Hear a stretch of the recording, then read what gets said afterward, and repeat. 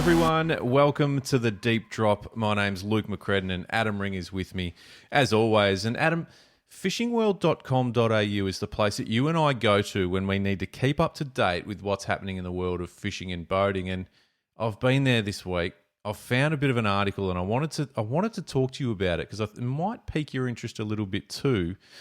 The article that I found is land-based live baiting. Now, there was the picture sort of grabbed me as well. You know, there's the pool up on the rocks there, and anyway, the article goes into the rise of stick baits and poppers have kind of killed the desire of using liveys off the stones. Like, we all remember the old articles and photos and pictures from back in the 80s where old mate in the tidy shorts and the singlet getting it done. But what's interesting is, throughout the article, there's referencing, the fact that there are actually benefits of live baiting, and we know how incredibly successful stick baits and poppers and the new wave of lures that have come through is, and it's stuff like, I guess having a bait's in the water for longer means more chance of a bite, whereas when you're casting, it's one cast out, comes straight back in, and not to mention how much effort you're putting in through that, as opposed to sticking a bait in the water and at least being able to just chill for a minute and see what happens. And then there's also obviously a lot of references to, do's and don'ts, good baits to use, rigging and general tips. But kind of got me thinking a little bit. Typically when we think about live baiting, land-based fishing, it's that's where my mind goes, is to the, slimies and yakkers and garfish off the rocks, and trying to catch tuna and marlin, which is epic. I'm just thinking, is it a bit underutilized? Can live baiting, as we know it, be done with some success in other scenarios? It's interesting the way the article went, because it was definitely, like you said, based around that live baiting is now second fiddle to guys wanting to cast poppers and stick baits. Which is interesting because in different parts of fishing, we've seen it go back the other way. Yeah. Where they've put away lures, not just stick baits and poppers, but whether they're skirted lures or divers, whatever. Because it's huge in the marlin scene now that live baiting's king. Kingfish in Victoria, where we are, Luke, live baiting's king.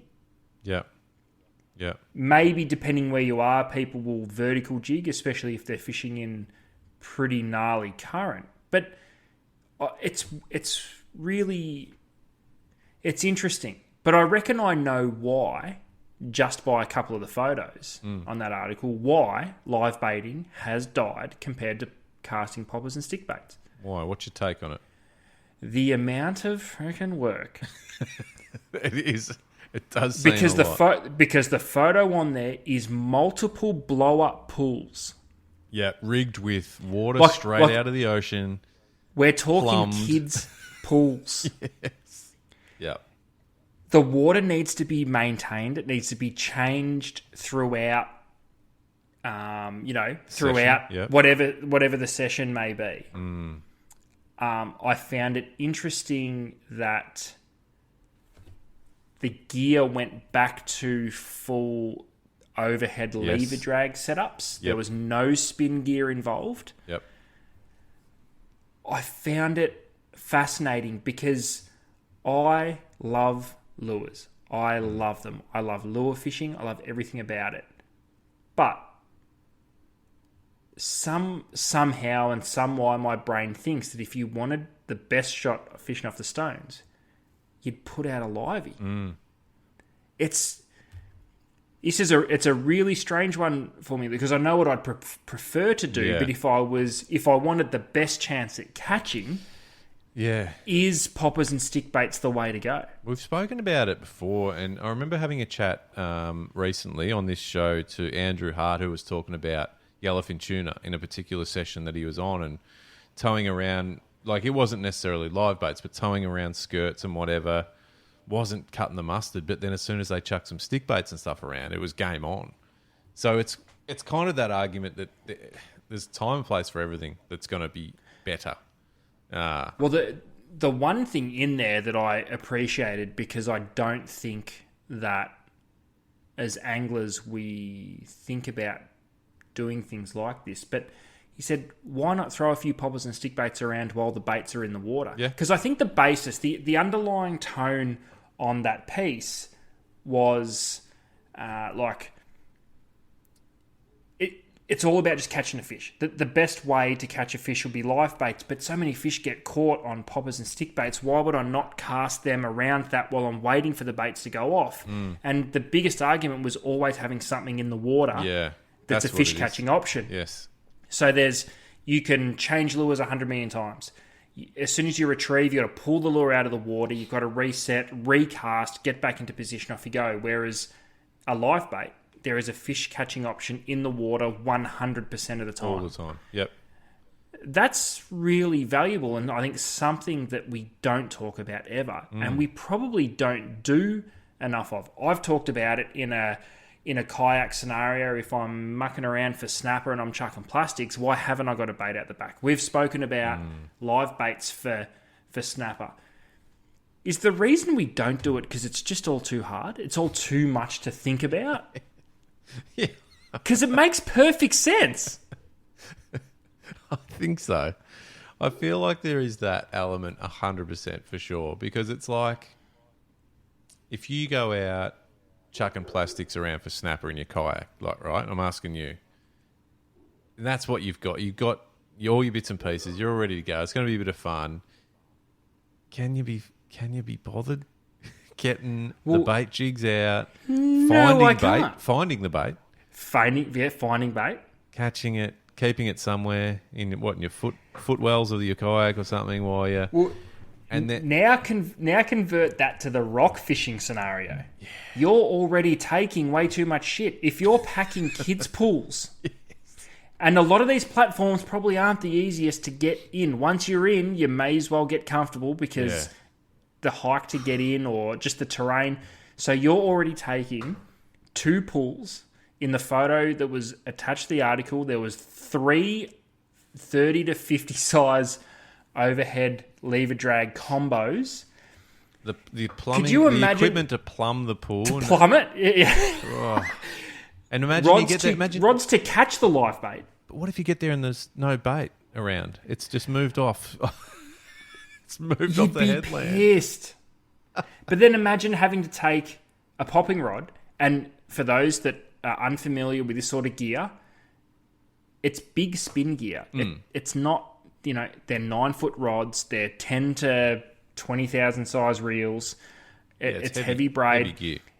The poppers weigh a lot. So now you've got a bag full of poppers as well that you're trying to cart with your swimming pool, your plumbing equipment, your 3 overhead outfits, and all your rigs and line and shit. Mate, it's not a one-man show. I get it. No. You need at least 3 or 4 people doing this. Because it's also, like you say, you're not there just for a couple of hours in the morning. Like, you're doing at least like a full day. You might even be doing an overnighter. I don't know what they do. Yeah. And look, let it be told from the get-go, you and I haven't done this. You and I... And no. It's not something we've done as far as... We've both done some land-based fishing off rocks and bits and pieces. I haven't done heavy sort of popper or stick bait spinning off rocks. I've done light stuff. No, me either.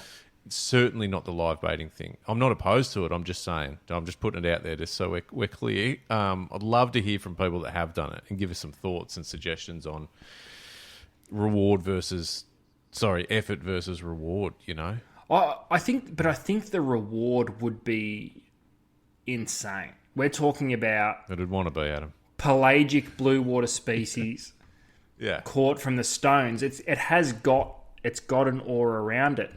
But do you know what's weird, Luke? It's funny how I can think about it and get excited. There is not one piece of me that's going, I got to get into like land-based game fishing off the stones. Not get into it. No, I think it's. But having said that, if someone who was into it and had the setup and knew how it went down, said, "Hey, Luke, Adam, boys, we're doing it. Let's go. You're coming with." I'd be open to it. you'd never knock was a back big the opportunity. But there was a big. Oh, I nearly rolled out it. No, but Okay. Let me put it to you like this: night fishing off the beach, land-based rock game. fishing, Yeah. land-based game. Fly fishing. You didn't let me finish. Land-based game. Okay. No, I just wanted to know where it stood, and that's good. That's very clear now where it stands in your preference of things you Because want to I do. like the... Oh, I don't know. Because the more I think about land-based game fishing, everything about it's hard. What do you do once you catch something? How Well, are you, that's how are another you thing. getting... Like, if you're gonna and keep even it- just... And even just being conservative, say it's a 25 kilo northern bluefin. There's no such thing as catch and release because you're not getting it onto that cliff without sticking multiple hooks into Yeah, it. that's true. Yeah, well, you'd almost have to just clean it up there and have some sort. I don't know, but even that, there's still big. What do the stakes. marlin guys do?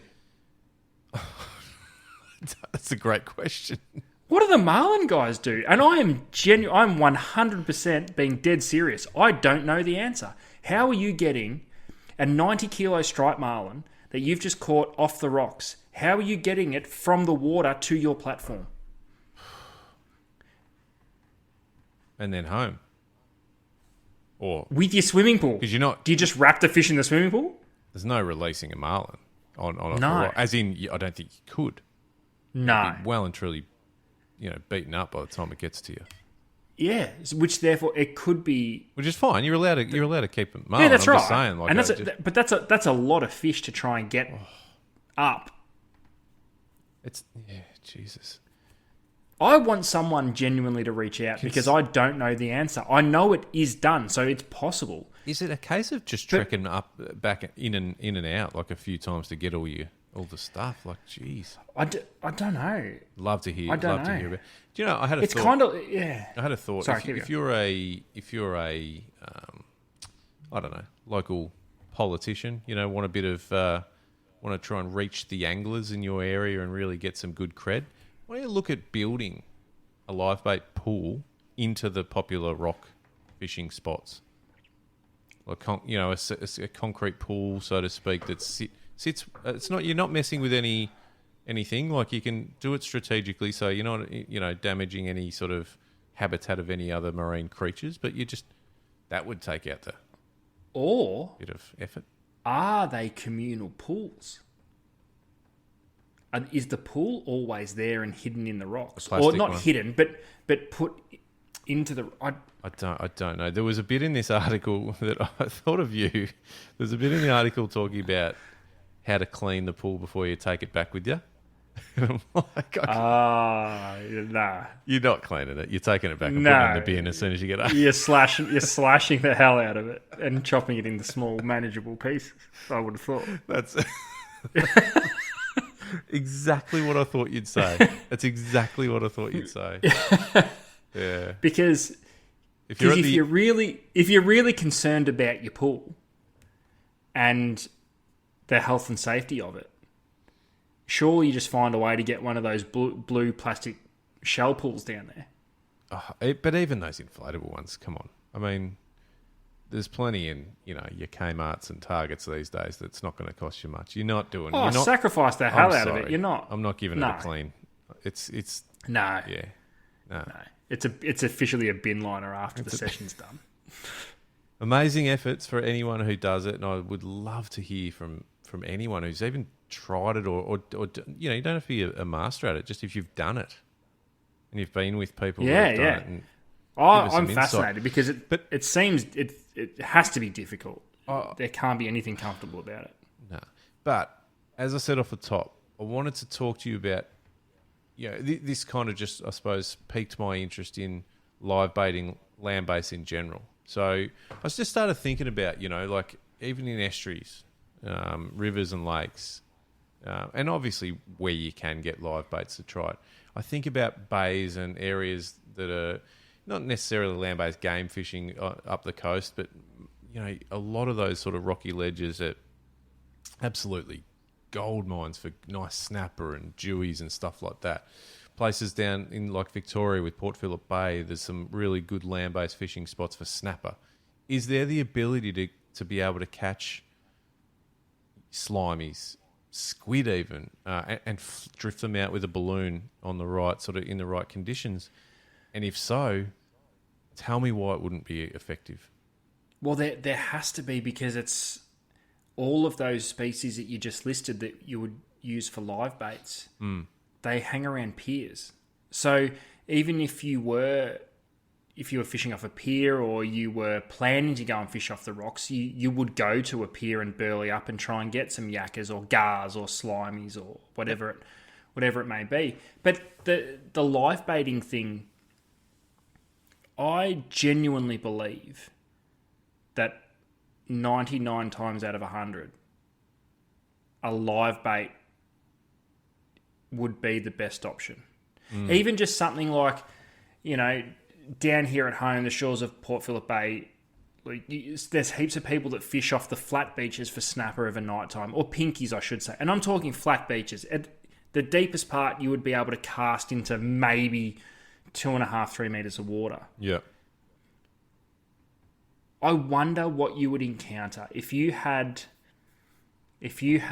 a bucket of small mullet, or those small slimies, or could we be not catching? How many big flatties do you think are just sitting in the shallows? But do they want to? Are these predatory species like a snapper or a flathead even?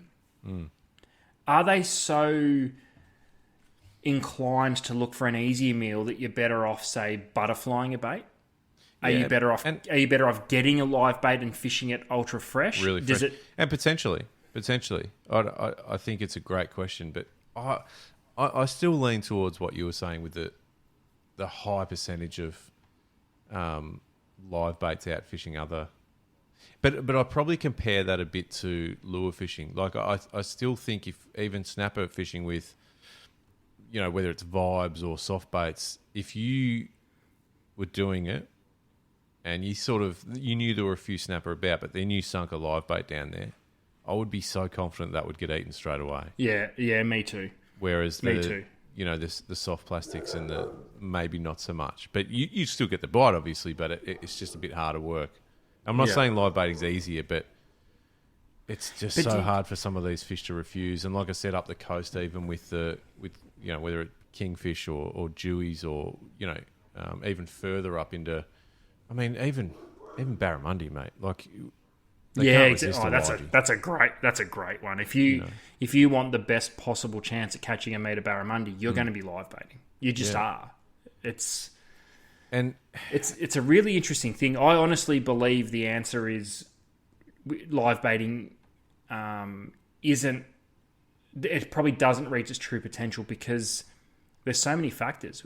What if you can't get bait? Yeah. And you almost need a fishing trip on top of your fishing trip to get the bait. Yeah. But let's bring it right down. So we've gone from, game fishing off the rocks to snapper fishing.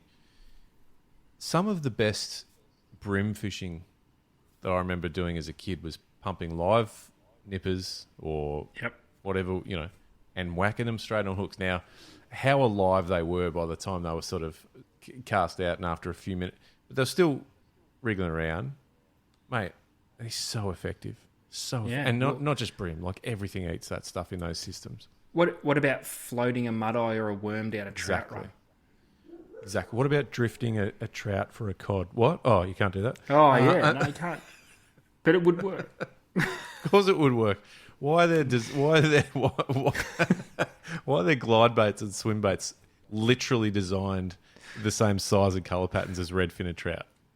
We're not going down this rabbit hole again because we did it, we've done it, we've spoken about it a lot. You did it live and there was a guy from Fisheries sitting in the front row. Didn't go... Hey, we asked the tough questions. We did. That was actually pretty funny. I've never seen you shit yourself so much. What's your thoughts, mate? Oh, I'm from Fisheries. Okay, next. Okay, topic. next. Moving on. I just think the other one. See, the other one, and I know, and I get I get part of this is fashion, and it was even touched on in that article. Stick baits and poppers, they've risen to such a fashionable level, and such, not just fat, like they are so much fun, and they're cool. Yeah. They look cool. The gear you use is cool. Same as, say, an estuary situation. All of a sudden, in the last couple of years, whether you're New South Wales, Central and South Coast, Victoria, even up on the Gold Coast, flathead are so popular. Dusky flathead are just so popular. People have brought in, it's gone from a vibe and a soft plastic sort of thing to cool hard bodies, top water, all of a sudden swim baits and big paddle tail plastics. There is so many options to target flathead that are so cool that I get it. But potty mullet, catching them in your trap, whacking them out there alive. Like, not only are you a chance of getting a really nice flatty, if there's any dewies in the area, you open up the options. And, hey, why not use that same technique you were talking about before? Chuck a livey out, and while you're doing it, throw some plackies around. So as an absolute baseline, what's more effective if you want to catch fish? Bait or lures? What's more effective? Has to be bait, doesn't it? I don't care about size of fish. Just bait. If you wanted to catch numbers of fish, Bait. what would be the best way to do it? Bait. I agree. But Pain. Do you see how that hurt me saying that a little bit? And that's exactly my point. I can't remember the last time I fished with bait. But if I fish lures all day and don't catch anything, I'm not happy about it. Nah. Yeah. But at the same time, I enjoy the constant moving part of the lures. challenge. Yeah. But why can't we do? And we've spoken about it before. But why can't we do that with bait? Like, is the answer to the best possible fishing right in front of us, and we just refuse to do it? We're stubborn. But it is. You're spot on. And just to that point, I use bait when I fish with my young boys, and it's like, if lures was a better option, I would be fishing lures with them. But it simply isn't, especially when you're targeting just a bit of whatever and what's around some of the, those shallow waters that we're fishing, the piers and the jetties and whatever. It's bait. Yeah. So, but you won't convince me that if I'm going out for a flatty bash to take a bag of blue bait or squid or something with me as well. Do you know what I mean? If you and I are fishing and you go, oh, hey, do you want to just take? I just went to the servo on the way here. Do you want to just throw this? Fuck off, Adam. You're not coming with me anymore. But isn't that weird? If you're going on a bait session, you might throw some plastics in and I'll have a dabble, but you never throw bait in on the lure session. That's true. Going, oh, well, if it gets tough on the lures, we can just pull up to a bank and bait fish. Not an option. It's true. It's never an option. Even squid fishing, and not that I do it anywhere nearly enough anymore, but whenever you chuck a baited jig out, it gets smashed by big squid every time. Every time. If it gets a bite, it's big. And you will genuinely always get a bite. I know that's a big call. But if you're going somewhere where there should be some squid and you've got both out, the bait will get eaten all the time. Yeah. But I don't do it enough. It's just, I don't know. I don't like getting my hands dirty. No. Well, but it's more work because it's so unbelievably effective. Yeah. But if I find squid, I feel as though I'm going to catch just as many on a squid jig that I don't have to worry about checking, baiting up, making sure the depth of the thing's right. Yeah. Ads, can you and I, can we do a trip, all right? And let's say we're both based in and around Melbourne, Victoria. Maybe we go sort of East Gippsland direction. And could we not take lures? Could we do it without taking artificial? Let's do it. Because not only do I love the concept it's going to force us to see if any of the dribble that comes out of our mouth means anything. Because Which it I hope probably you, I, doesn't. ho- I hope you don't mean we're just going to go to East Skippy, park on a bank somewhere, and just soak bait. No. I'm Let's attack it like lure fishermen, but we're not using lures. That's right. And we've spoken about this before on the show, and you might remember a while back we were going through that and using baits in the same methodology you would with lure fishing. So you're still hitting snags, you're still hitting edges and drop-offs and weed bait, whatever you're doing, but it's baits. Yeah. But to further to that, can we put some time in and perhaps try and catch some potty mullet or pump some nippers or do that sort of thing? And then of a night time, or night time, we have some. I'm at the pub. Yeah. Edit that out. It's not on brand. It's not. But no. Continue for the sake of the conversation. Well, if we're fishing bait like that, yeah. oh, that doesn't make sense either. Like having a livey out the back. That I have done. I have fished lures with a livey out the back. It's never resulted in a fish ever, Right. and I haven't done it a lot. Yeah. And admittedly, it was for the hardest fish to find of all time. You know what I mean? Like we're flicking under pontoons for bream while we've got a mullet out the back for a mile away. Yeah. But it's There's still an element of that though that I think you're still not putting in the effort that you need to. Correct. Yeah, So correct. I remember. I reckon I've referred to this on the show before as well. I remember years ago doing a couple of trips out for snapper with no bait or no lures, and purely the thing I was going to do was go and catch some bait and just use live bait.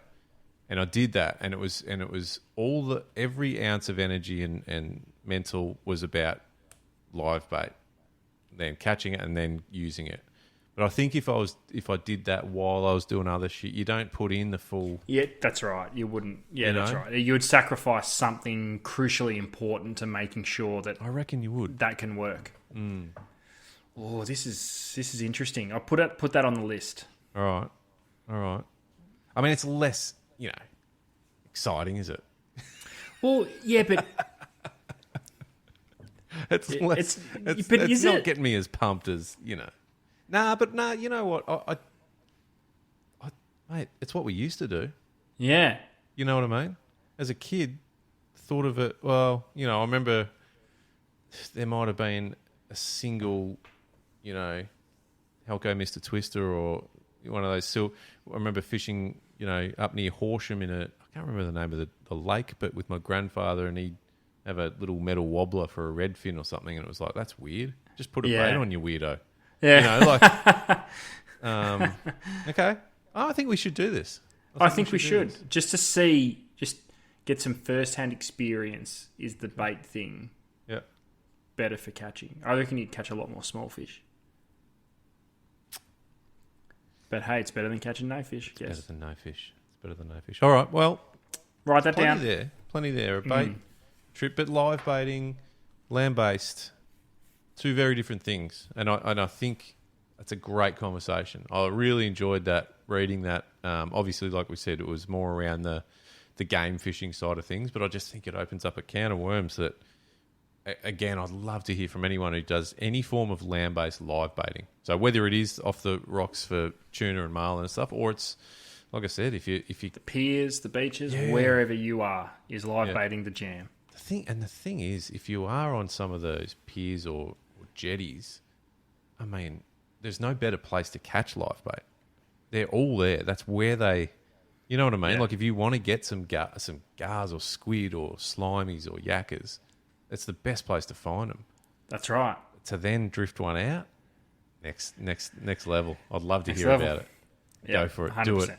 Righto. Well, thank you very much for tuning in. That's there's plenty there. Adam, you start planning that trip. I'm on it. It'll be light, wouldn't it? We wouldn't be packing much. No, Because usually there's Yeah. 17 bags full of lures that we probably won't use. that's right. And now there'll be... It's eliminated. It could be quite a pleasant change. Might I'm be. on it. I'm on it. Leave it with me. All right, I'm on it. I'll organise some terminal tackle. Just hooks and swivels and sinkers. Yeah, I don't even know. Yeah. Like what? It's all right. We'll make it work. We'll make it way too complicated, but we'll make it work. Should I just get some pre-made rigs? Is that easier? Ooh. No. Okay. All right. Now I'm making it too difficult. Just simplify it. Come on. Okay. I got this. Yeah, we got it. Braid straight through or leader? No, it doesn't matter. Hey, you do you, man. That's good. All right. We'll see you again soon. Thanks for tuning in. Have a good one. Get out there Yes. on the piers and jetties and rocks and catch some bloody fish. See you, Adam. Yes. See you, bro.